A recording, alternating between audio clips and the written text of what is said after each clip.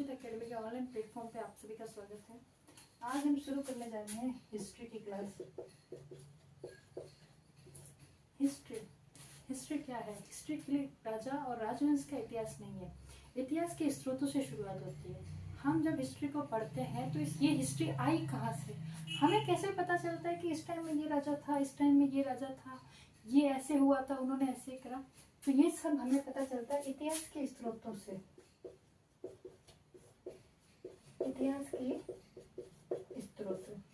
इतिहास के स्रोत से मेरा तात्पर्य है कि कुछ पुस्तकें, कुछ अभिलेख, कुछ शिलालेख जिनमें कुछ बातें लिखी हुई है जो हमें ये जानकारी दे रही है कि उस टाइम क्या हुआ था, उस समय क्या हुआ।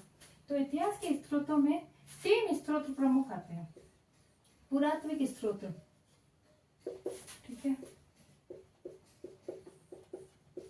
पुरातात्विक स्रोत।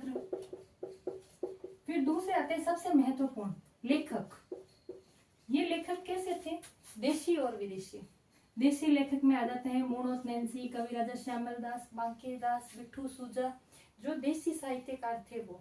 विदेशी लेखकों में आ जाते हैं colonel James Tod, LP Tessitori, George Thomas, ये सारे। और यहाँ पे आ जाता है साहित्य। धर्म ग्रंथ, धर्म ग्रंथ में जैन धर्म ग्रंथ, बौद्ध धर्म ग्रंथ जैसे अंगुत्तर निकाय, भगवती सूत्रम, इन सब चीजों से। तो इन सब चीजों से हमें उस समय की जानकारी मिलती है। फिर इसके बाद आते हैं वेद, ऋग्वेद, जीवनियाँ। तो सबसे पहले हम इतिहास के स्रोत पढ़ेंगे। इतिहास के स्रोत में हमारा पहला पॉइंट होगा पुरातात्विक स्रोत। अब पुरातात्विक स्रोत में क्या आता है? इसमें आते हैं नंबर 1 अभिलेख, शिलालेख।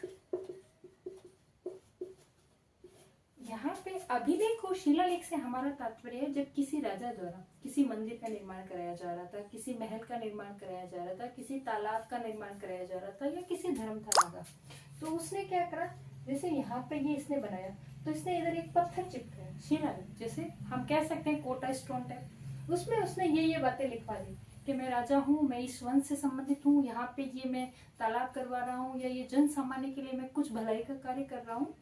तो इसमें वो अपनी जानकारी लिखाता है। पत्थर पे लिखी गई जानकारी जो हमें किसी मंदिर, महल, बावड़ी से प्राप्त होती है, उसमें उस समय की आर्थिक, सामाजिक, राजनीतिक जानकारी हो तो वो अभिलेख और शिलालेख कहलाती है। अब नंबर 2 आ जाती है प्रशस्ति। प्रशस्ति अभिलेख और शिलालेख के जैसी है, लेकिन वो एकदम पॉजिटिव वे में होती है। प्रशस्ति का तात्पर्य है किसी राजा या राजवंश की तारीफ करना। जैसे मेवाड़ की राज प्रशस्ति 25 शिलालेखों पे राजसमंद झील के किनारे है, राज सिंह द्वारा बनवाई गई है। संस्कृत में उत्कीर्ण है, एशिया की सबसे बड़ी प्रशस्ति है वो। तो उस प्रशस्ति में क्या लिखा हुआ होता है कि राजा है, राजवंश है, इनके बारे में सिर्फ पॉजिटिव बातें। ये राजा बहुत अच्छा है, इसके दादा ये थे, इसके चाचा ये थे, इसके ताया ये हैं, इसके बेटे ये, वंशावली होती है और उनके द्वारा किए गए अच्छे कार्यों का वर्णन होता है, वो होती है प्रशस्ति। नंबर 3 आते हैं ताम्रपत्र। ताम्रपत्र क्या होता है? इधर देखिए आप मेरी तरफ। आज के टाइम तो जैसे हम घर खरीद रहे हैं, जमीन का हमारे पास पट्टा हो रहा है, ऑनलाइन लिखा जा रहा है, सब कुछ ऑनलाइन हो रहा है, कलेक्टेड ऑफिस में रिकॉर्ड्स होते हैं, हमारे पास रिकॉर्ड्स होते हैं, और हाँ, उस पट्टे पे हम बैंक लोन ले लेते हैं तो बैंक के पास भी हमारे रिकॉर्ड्स होते हैं।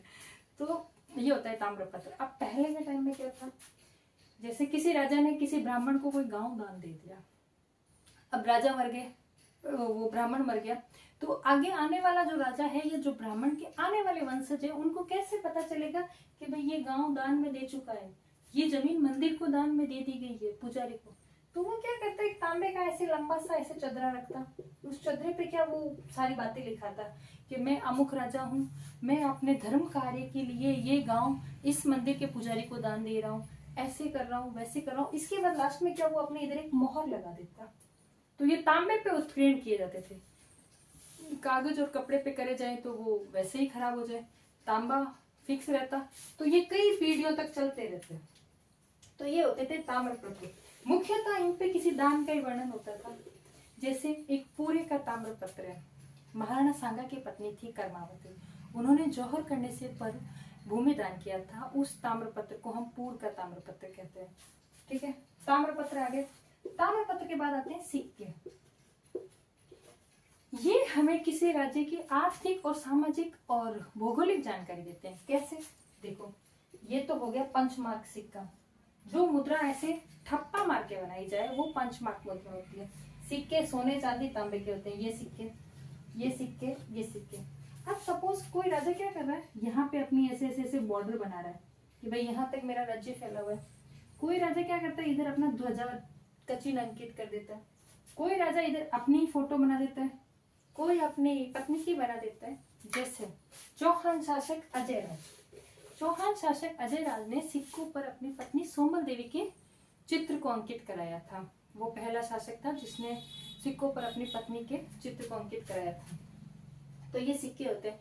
अब सपोज सिक्के पे किसी राज्य की बॉर्डर लगी हुई है, तो हमें ये पता चलेगा ना उस टाइम में, उस राजा के टाइम में उसकी बॉर्डर्स इतनी थी, उसका साम्राज्य इतना विस्तृत था, इतना फैला हुआ था। तो ये सब हमें सिक्कों से पता चलता है। सिक्के सोने चांदी तांबे के होते थे। और एक सातवाहन वंश है, उसने कांच के सिक्के भी चलाए थे, वो हम इंडियन हिस्ट्री में पढ़ेंगे। इसके बाद आते हैं मृदभांड। मृदभांड मतलब मटकी, छोटी मटकी, हांडी, जैसे आजकल हम यूज नहीं कर रहे हैं। जैसे मिट्टी के बर्तनों का कल्चर क्या वापस आ रहा है, तो पहले हमारी दादियां हांडी में दही जमाती थे। जैसे सपोज ये हांडा है, इसमें हम दही जमाते थे, राबड़ी भी बनाते थे पहले चूल्हे में। ये 3 प्रकार का होता है। मृदभांड 3 प्रकार के होते हैं। इनको थोड़ा, मेरी ड्राइंग अच्छी नहीं है, प्लीज समझने की कोशिश कीजिए आप सब, ठीक है? अरे नई नई ड्राइंग बन रही है। तो इसमें क्या 2 पार्ट होते थे। ये जो नीचे से जो लाल है वो मध्यम प्रकार का होता था, जो नीचे से काला है ये मध्यम, ये उच्च, और ये होता था चित्रित। इस मध्यम को हम निम्न भी कह सकते हैं। लाल मतलब इसमें क्या, या तो पानी रखते थे या छाछ दही ऐसे रखते थे, तभी ये नीचे से लाल होता था। उच्च जो पक गया, अच्छा जो तप गया, जिसने आग के मार को सहन कर लिया। तो पहले के टाइम क्या, लोग स्टील और के बर्तन थोड़ी थे, गैस भी थोड़ी था, चूल्हे पे खाना बनाते थे।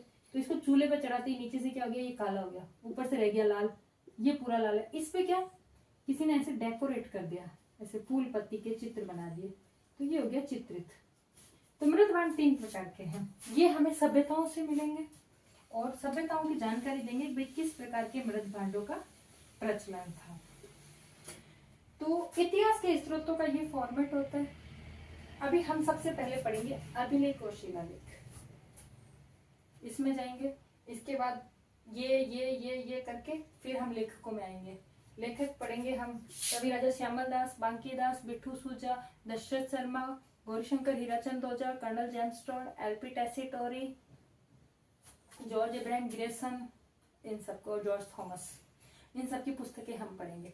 साहित्य में फिर हम साहित्य पढ़ेंगे जिस साहित्य से हमें प्राचीन काल की जानकारी मिल रही है। अब एक बात और है, अभी हम इतिहास के स्रोतों में आ गए, लेकिन इतिहास में समय को कैसे विभाजित किया जाता है वो भी हमें जानना पड़ेगा।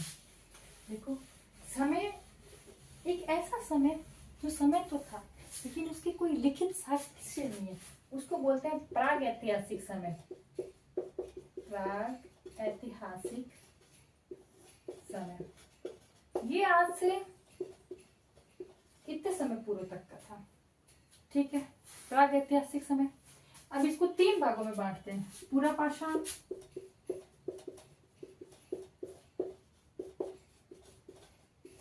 इस टाइम मनुष्य जंगलों में रहता था, कच्चा मांस खाता था, जहां मर्जी सो गया, कपड़े और नहीं पहनता था, बस्तियों का नहीं पता था, रहने खाने जो मिल गया वो खा लिया, कोई ऐसे लाइफ स्टाइल नहीं था। लाइफ स्टाइल तो बेचारों का कैसे हो सकता है, ठीक है, जंगलों पे रहते, हुलला करते, और क्या।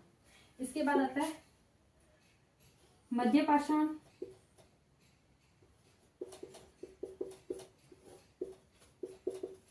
यहाँ पे मनुष्य में क्या थोड़ा दिमाग आ गया था, उसने पत्थर से थोड़ा शिकार करना सीख लिया। जैसे पत्थर सीधा किसी भैंसे को मार दिया, सर पे मार दिया, मर गया, उसको खा लिया। अब ये क्या आ रहा है, नवा पाषाण काल। नवा पाषाण काल में क्या हुआ, खा तो ये वैसे ही रहता भाई, पत्थर को थोड़ा, नदियों में से पत्थर आ रहा था। अब चाहे मनुष्य पूरा पाषाण काल का है, मध्य पाषाण का है, चाहे नवा पाषाण का है, चाहे प्राग ऐतिहासिक काल का है, पानी तो वो पीता ही था, आज भी हम पानी पीते हैं। पानी तो चाहे मनुष्य विकसित है चाहे अविकसित है, आदि मानव है चाहे आधुनिक है, उसको पानी तो चाहिए ही होगा। तो मनुष्य का विकास नदियों के पास ही है। तो नदियों में से पत्थर आते थे, पत्थर घिस घिस घिस घिस के तीखे हो जाते, तो ये होता था पेनुलम, एक प्रकार का ये ऐसा ऐसा होता था, इसके आगे से तीखा होता था। तो इससे क्या, ये शिकार करता था। एक दिन क्या हुआ, कोई शिकार करा होगा, पत्थर मारा होगा, पत्थर पत्थर में टकर गए, आग लग गई। ये आग लगी थी नवापाषाण काल में। फिर उसने मांस को पका के खाया। जब उसने पका के खाया तो उसको पके हुए मांस का टेस्ट अलग लगा। तो जब मनुष्य को अग्नि का ज्ञान हो जाता है तो उसको हम आ जाते हैं नवापाषाण काल में। यहाँ तक वो कच्चा मांस ही खा रहा था। आजकल हम बोलते हैं ना, मैं वेजिटेरियन तुम वेजिटेरियन। अरे हम सबके बाप दादा नॉन वेजिटेरियन थे, जंगल में रहते, हुलला करते, और जो मिला उसको कच्चा ही खा जाते। ना कपड़े पहनते थे, ना घर थे, ना बाहर थे, ना कुछ, ना सोसाइटी, ना जाति पाति, ना समाज, कुछ नहीं, ना ऊंच ना नीच। ठीक है, यहाँ पे अब क्या बोल रहे हैं, 1876 में एक हैंड एक्स मिलती है। हैंड एक्स कैसी होगी, ये ऐसी पत्थर की है, ये कुठार की है। सीए हैकेट को, किसको मिल रही है, सीए हैकेट को पत्थर की कुल्हाड़ी बनाई हुई, जैसे उसको घिस घिस के तीखा कर लिया, उससे वो शिकार कर रहे हैं। तो ये तो है ऐतिहासिक क्रम। यहाँ के हमारे पास कोई लिखित साक्ष्य नहीं है, कोई जानकारी नहीं है, बस हम अंदाजे में लगा सकते हैं। लिखित साक्ष्य नहीं है इस काल के। हालांकि मनुष्य का विकास तो 24 लाख साल पहले का है, लेकिन हम वहां से पढ़ना चालू करेंगे जहां से हमें लिखित साक्ष्य अवेलेबल हो। तो ये तो बस आपकी जानकारी के लिए था, और बाकी पढ़ेंगे हम कल से। हम अभिलेख पढ़ेंगे व्यवस्थित क्रम में। आपको आज की क्लास कैसी लगी प्लीज कमेंट करके बताएं। और अगर आपको मेरा वीडियो अच्छा लगा, मेरे पढ़ाने का तरीका अच्छा लगा, तो प्लीज चैनल को लाइक करें और शेयर करें। Thank you.